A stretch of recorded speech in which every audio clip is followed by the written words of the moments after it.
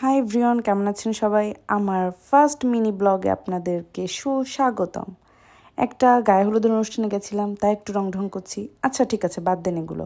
চলেন একটু strawberry chocolate milkshake বানাই। স্ট্রবেরি মিল্কশেক বানাতে কাঠবাদাম, গুঁড়া দুধ, মধু, strawberry with white chocolate and কয়েকটা কুচি কুচি করে রাখা স্ট্রবেরি, এগুলো সব একসাথে দিয়ে দিব। আমি চিনি খাবো না, তাই চিনির পরিবর্তে মধু দিয়েছি। আর স্ট্রবেরি মিল্কশেক যেহেতু, আমি রাসবেরির হোয়াইট চকলেটটা ইউজ করেছি।